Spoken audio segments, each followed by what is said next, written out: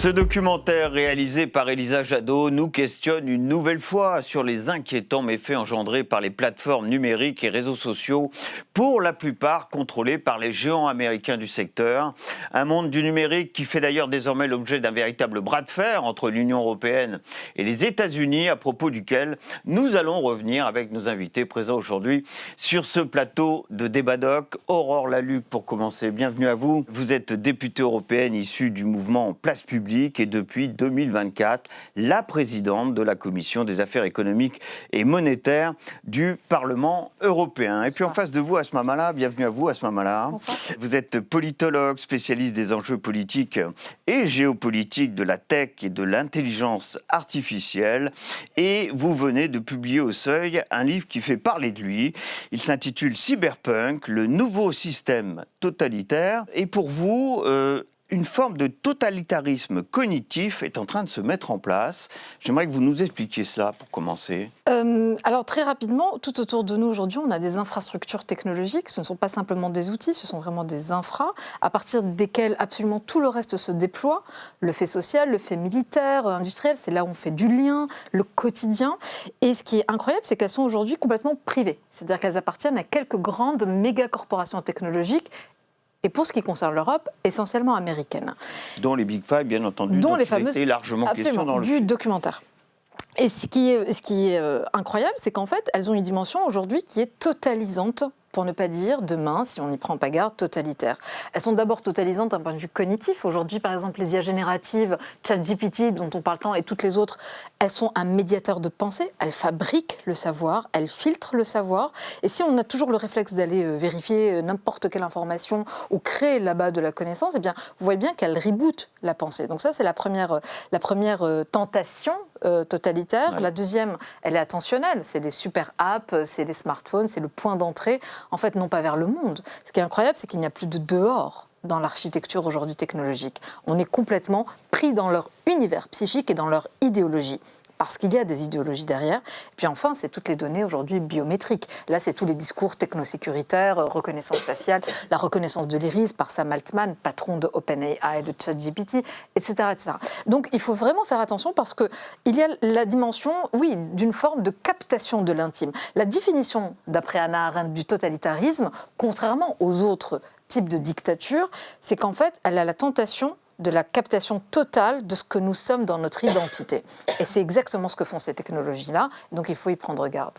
Pendant que Trump met en scène une sorte de néofascisme de plateau, dites-vous, les big tech, elles, sont en train d'encoder le système. Ça, c'est pour illustrer aussi ce que vous venez de dire. Absolument. Et d'ailleurs, c'est très intéressant, je termine juste sur la question de l'Empire. Là, on parle beaucoup, les grilles de lecture de l'Empire reviennent, et à juste titre d'ailleurs. Et moi, ce que je pose dans Cyberpunk, c'est de dire que la nature de l'Empire du XXIe siècle sera cognitif. C'est-à-dire qu'en fait, on préprogramme potentiellement une nouvelle civilisation, puisque c'est exactement ce qu'ils disent et ce qu'ils écrivent. Elon Musk, Peter Thiel et tous les gourous de la tech. Alors, je ne sais pas si vous avez lu ce livre d'Asma Mala. Est-ce que vous partagez en tout cas ce qui vient d'être dit là, est-ce qu'il y a le contenu de ce livre? Il y a un risque de totalitarisme à travers ce qui est en train de se mettre en place, qui plus est, si on a bien compris, depuis la réélection de Donald Trump à la Maison-Blanche. Mais totalement. Et je pense qu'en fait, on a eu des pensées, Asma et moi, assez parallèles en fait cet été. Et c'est pour ça que ça a été un plaisir de lire son livre, parce que j'ai retrouvé des choses que j'avais pu penser et d'autres choses. Et c'est ça qui est vraiment passionnant. Oui, totalement. Parce qu'en fait, comment dire, c'est difficile pour nous de le comprendre comme ça, mais quand on pense aujourd'hui aux États-Unis, il faut bien plus penser quelque part à la Chine. Dans le sens où on a un État qui a envie d'être dans le contrôle de tout, dans le contrôle des corps, dans le contrôle de la pensée, dans le contrôle du récit, dans le contrôle de la communication et des infrastructures de communication. Et en fait, il y a un espèce de bruit permanent, et ça c'est très très bien expliqué dans le livre d'Asma. Il y a une espèce de bruit permanent avec Twitter, avec des outrances en permanence. On n'arrive même pas à se rappeler exactement du nombre d'outrances réalisées par Musk, par Trump, depuis son arrivée au pouvoir. On n'arrive pas à s'en rappeler, parce que c'est tout le temps, c'est toutes les heures. Et ce brouillard permanent, décrit par Asma parfaitement, cache en fait le fait qu'il y a une idéologie extrêmement clair et un objectif extrêmement clair qui est d'attaquer la démocratie libérale, d'attaquer nos libertés, en fait. Et ça, c'est tout à fait juste. Et moi, ma crainte à ce niveau-là, c'est je trouve qu'au niveau de l'Union européenne, on n'a pas réalisé encore. Les dirigeants européens n'ont pas encore muté en termes de logiciel politique. C'est ce qu'explique d'ailleurs Mario Draghi. Il l'a dit encore récemment. Il a dit à Ursula von der Leyen, vous ne comprenez pas qu'aujourd'hui, nous ne sommes plus dans le même monde. Et ça nous fait de la peine, ça nous heurte, mais en tant que responsable politique, c'est notre devoir de regarder le monde tel qu'il est pour pouvoir nous battre au mieux.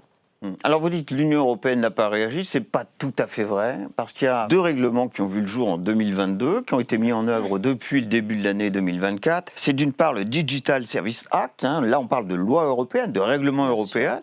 Et là, alors j'ai essayé de faire très simple, en gros, la ligne, ce qui est illégal hors ligne doit être également illégal en ligne, c'est ça l'objectif. On parle de modération, de régulation, bien entendu, des contenus. Et d'autre part, il existe aussi le Digital Market Act qui, lui, vise à réguler les contrôleurs d'accès à Internet. Alors là, on parle réellement de ce qu'on appelle les GAFAM, Google, Apple, Facebook, Amazon et autres, et s'assurer d'une bonne et saine concurrence sur le marché de l'Union européenne face à ces monstres américains, peut-être demain d'ailleurs face à des monstres futurs chinois, puisque vous avez évoqué le sujet. C'est en œuvre depuis assez peu de temps. Ça, c'est vraiment notre ligne rouge d'un point de vue légal, réglementaire. Et c'est cette ligne rouge qui, aujourd'hui, embête particulièrement Donald Trump dans une négociation en cours avec l'Union européenne. Et c'est ça qui doit nous donner du courage au niveau de l'Union européenne. C'est que si on ne posait pas de problème aux États-Unis, si on n'était pas fort, on ne serait pas dans leur ligne de mire. Or là, vraiment,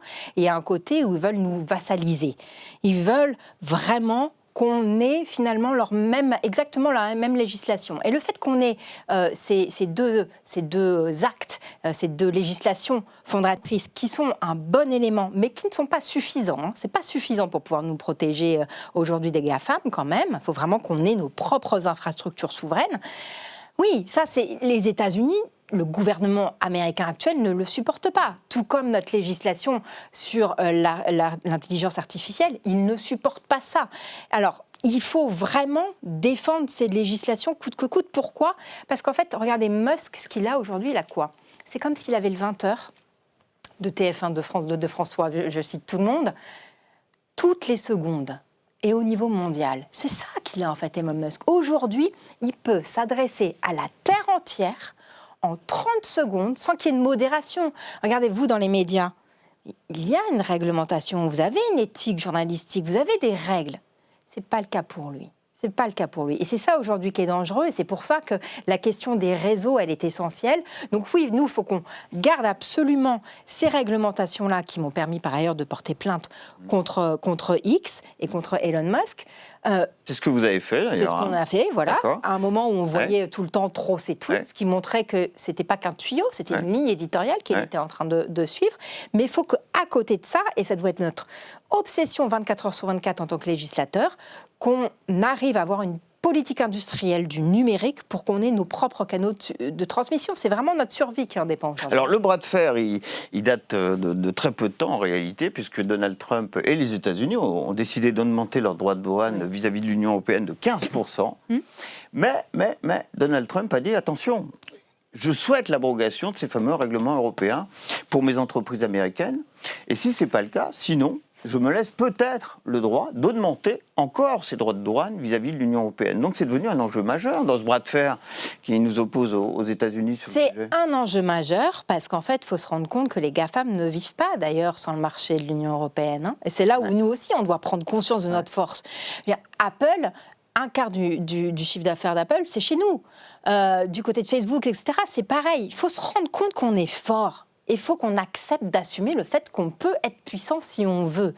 Donc, oui, effectivement, ce dont Donald Trump a peur et ce qu'il ne veut pas, c'est qu'on mette en place une taxe au niveau européen sur le numérique. Parce qu'il sait très bien que là, ça peut mettre en danger le business model de ces géants du numérique. Et il ne veut pas qu'on le mette en danger. Pourquoi ? Parce que ce sont des canaux de communication qui ne sont pas si bien contrôlé que cela aujourd'hui. Alors j'ai lu quelque part que si nous appliquions à la lettre ces deux réglementations, nous serions en capacité d'interdire l'accès pur et simple aux géants américains sur le marché de l'Union européenne. Pour autant, nous en serions bien incapables. Dans la réalité, dans la vraie vie. Nous sommes extrêmement dépendants dans l'Union européenne de ces géants américains aujourd'hui. Oui. C'est cette dépendance qui nous pose un problème tout de même là. Oui, et Aurore Lalucq l'a très bien décrit et rappelé. Les géants technologiques ou ces méga corporations technologiques ne sont pas des entreprises. Ce sont des unités politiques aujourd'hui et géopolitiques qui constituent des goulots d'étranglement géostratégiques dans la constitution du nouvel empire américain. Et il faut comprendre tout ce que fait Donald Trump, mais aussi avec cette alliance, disons, très hybride et très nouvelle avec ces méga-corporations, on le voit là, c'est... En fait, il faut le comprendre par la lecture de l'Empire. Aujourd'hui, l'Empire américain est en déclin. Et donc, il est en train de se réparer, de se réinventer autour de la question technologique. Ce qui explique, d'une part, les rivalités géostratégiques avec la Chine, autour de l'IA, mais pas l'IA parce que c'est l'IA, parce que l'IA c'est génial, parce qu'on n'en parle pas du tout, pour des questions militaires. Et ça, il faut l'avoir très clair en tête. Et si on comprend, et si on continue la grille de lecture de l'Empire, eh bien, qu'est-ce qui se passe? Quand vous êtes un empire en déclin, eh bien, vous cherchez vos zones d'influence. Et aujourd'hui, l'Europe est la zone d'influence directe des États-Unis, et c'est très important. Et d'ailleurs, cet été, l'été 2025, il y a eu un sommet interne et américain sur l'IA. Et donc, il y avait tous les gourous, il y avait Sam Altman, il y avait toute la bande. Et Donald Trump y a donné un discours en expliquant que, il fallait absolument, et c'est ce qu'ils ont fait dès que la nouvelle administration est arrivée, tout déréguler, tout ce que d'ailleurs avait entrepris Joe Biden par ailleurs, pour des questions de domination, de soft et de hard power. C'est-à-dire, c'est ça qui va permettre de véhiculer les valeurs et la vision, et la nouvelle vision du monde américaine. Et à ce compte-là, l'Europe, aujourd'hui, est la zone périphérique, un marché, mais aussi l'un des... Parce qu'on a parlé de l'enjeu démocratique, qui est un énorme enjeu commercial. Et ça, on l'a bien compris aussi dans le film. Il y a évidemment l'enjeu commercial, Aurore l'a très bien dit, mais rappelez-vous aussi quand même le discours de J.D. Vance en février 2025 à Munich. Il y a une bataille culturelle, il y a une guerre idéologique qui est aujourd'hui menée contre l'Europe. Pourquoi? Pour deux raisons. Et je vous la fais court, mais il faut vraiment l'avoir en tête. La première, elle est idéologique. C'est de dire, en fait, vous avez cette internationale néo-réactionnaire, on l'appelle comme on veut, qui est en marche, et d'ailleurs auprès desquelles toutes les extrêmes droites européennes ont fait allégeance dans un non-sens d'ailleurs total et dans une absurdité, sans qu'ils n'aient vu, bizarrement, le piège dans lequel ils se sont engouffrés. Parce que je ne vois pas très bien comment on peut faire allégeance aux États-Unis tout en tenant le discours de la souveraineté ou du souverainisme. Exactement. Ça, je n'ai pas compris comment ils allaient tenir leur équilibre. D'ailleurs, ils ne le tiennent pas. Deuxièmement, c'est que, en fait, au-delà de la question simplement culturelle des idées et de la bataille idéologique, vous avez l'enjeu de la souveraineté. C'est-à-dire que tuer la réglementation, par le prisme d'ailleurs de la liberté. On parle de la souveraineté numérique, là. Par le prisme de la liberté d'expression, soi-disant, etc., en fait, vous tuez ou vous annulez la possibilité de la troisième voie européenne. Et c'est ça aussi qui les rend un peu fous, et c'est ce que disait Aurore. C'est la capacité potentielle ou possible de l'Europe à tenir son rapport de force d'ailleurs qu'aujourd'hui, elle ne tient pas. Et ce qui nous manque de façon très, très pragmatique, c'est une vision industrielle. Mais pas une vision industrielle, parce qu'il faut bien comprendre aussi que la question technologique, les câbles sous-marins, l'IA, les réseaux sociaux, ce sont des chaînes de valeur hyper industrielles. Et donc aujourd'hui, nous sommes vraiment en délicatesse. Donc la question, c'est pas de se dire œil pour œil, je crois que cette bataille-là est morte. C'est trop tard. On ne va pas réparer 40 ans de retard et d'absence de vision industrielle. En revanche, se dire quel est le coup d'après, où sont les niches ultra stratégiques dans lesquelles on peut s'immiscer pour être capable de tenir un rapport de force, avoir quelque chose à mettre sur la table des transactions, ça c'est une réflexion qu'on doit absolument avoir et qui aujourd'hui est un tout petit peu, disons, balbutiante pour le moins. Alors il y a peut-être pas assez de recul pour voir quel a été l'impact réel des deux règlements que nous avons cités. Néanmoins, est-ce que ça a un tant soit peu modifié la donne, modifié ce rapport de force dont nous parlons? Il y a eu des amendes qui ont été décrétées contre certains opérateurs. Ce qui a frappé peut-être tout le monde, c'est cette amende de plus de 2,9 milliards d'euros concernant Google au nom du non-respect de l'une de ces déréglementations. Ça, c'est efficace. On a un peu de recul sur déjà de savoir l'efficacité, comprendre l'efficacité de ce qui a été mis en place du côté de l'Union européenne pour contrer les géants américains. C'est efficace déjà parce qu'on ose l'appliquer. Parce que ce que ne voulaient pas les Américains, c'était... à un moment, ils se sont dit, bon, d'accord, gardez vos législations, mais en fait, on va avoir un accord entre gentlemen et vous n'allez pas l'appliquer, d'accord ? Sinon, ça va mal se passer. C'était ça, en fait, qui était un peu en jeu. Et le fait qu'on l'applique contre Apple, contre Meta, et comme vous venez de le rappeler aussi, là, ça veut dire que quand même, on ne se laisse pas faire, quelque part. Donc, c'est extrêmement important de ce point de vue-là, quasiment plus que d'un point de vue économique, en fait, de se faire respecter, de se respecter nous-mêmes. Parce que moi, c'est ça qui me pose un problème. Je veux dire, je suis une législatrice européenne. Si c'est les États-Unis qui doivent aujourd'hui dicter ma législation, mais dans ce cas-là, devenons un État membre américain. Comme ça, au moins, on aura le droit de vote, au moins, du côté américain. Comme ça, au moins, je pourrais siéger dans le Parlement américain où j'aurai de l'influence. Au Sénat. Donc, c'est hors de question. C'est hors de question. Donc ça, c'est extrêmement important déjà que ça, on ne le lâche pas. Après, je ne vais pas vous mentir, il faut pousser la Commission en permanence, pour ne pas lâcher et faire en sorte qu'elle ose appliquer, qu'elle sorte un peu de son Par exemple, la carcan. taxation sur le numérique, elle existe en France. Il y a une taxe GAFAM, on l'a appelée comme ça en France.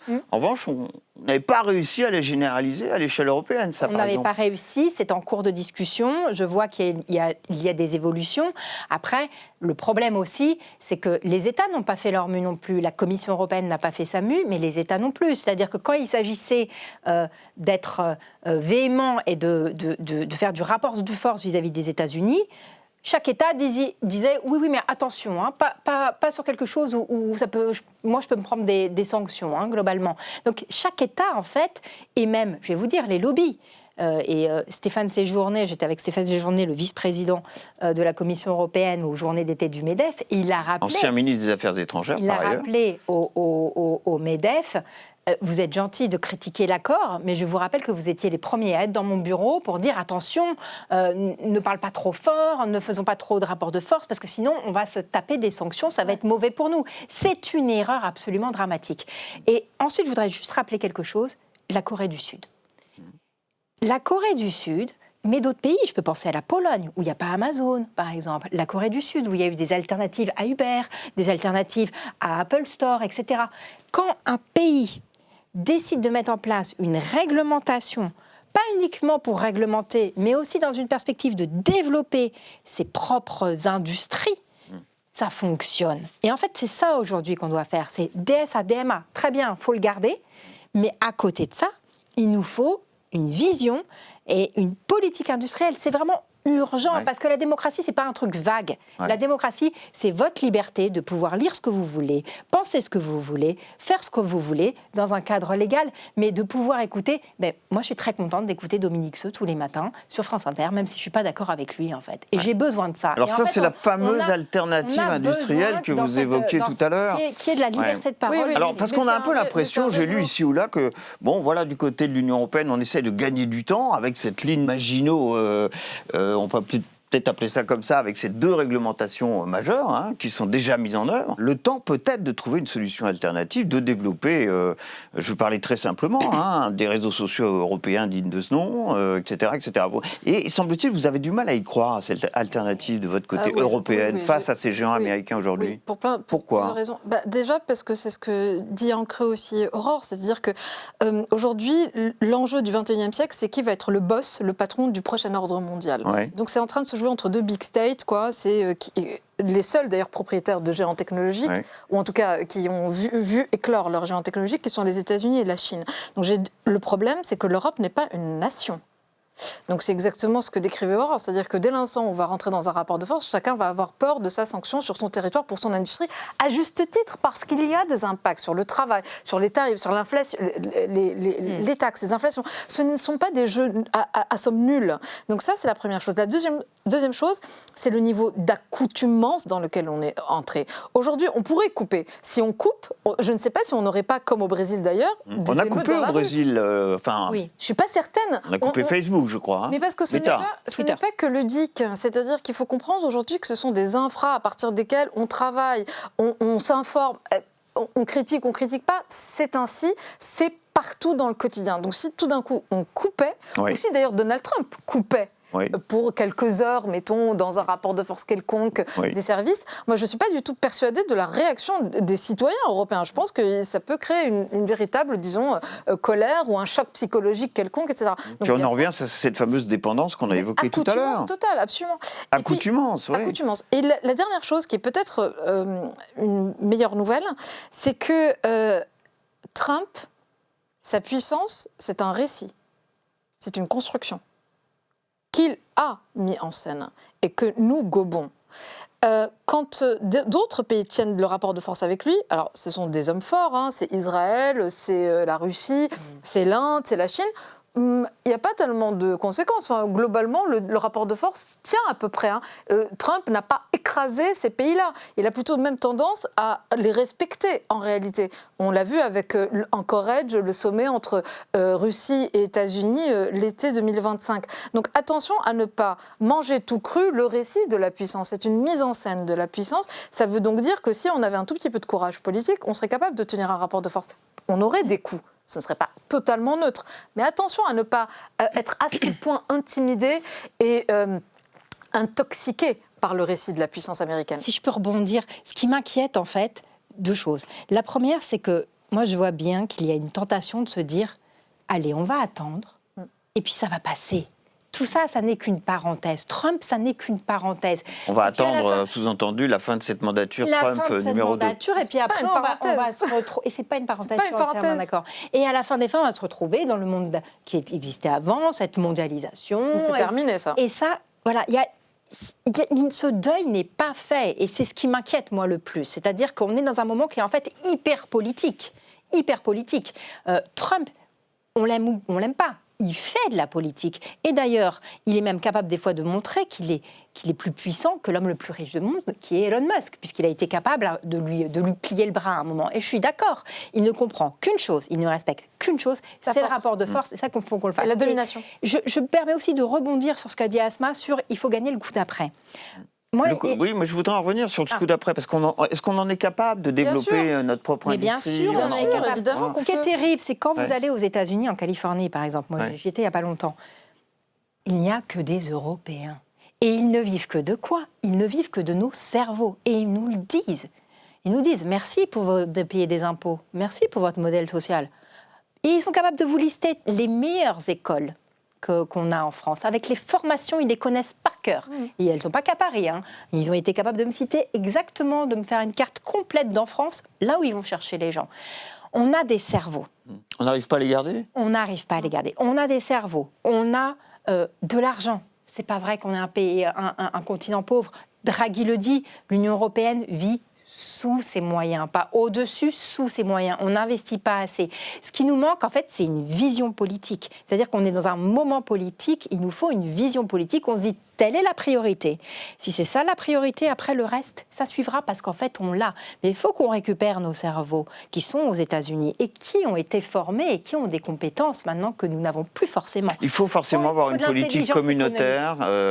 Lorsqu'on parle du numérique aujourd'hui, on ne peut plus raisonner au niveau national. Oui, non. Il nous faut absolument une politique communautaire parce qu'on ne se rend pas compte déjà parce qu'il faut qu'on utilise le marché européen comme un rapport de force, et parce qu'il faut se rendre compte que là, on joue bloc contre bloc contre bloc. Donc oui, c'est au niveau communautaire que ça doit se faire. Bon, c'est malheureusement la fin de cette émission. C'est très court. On aurait voulu passer bien davantage de temps avec vous sur un sujet aussi important.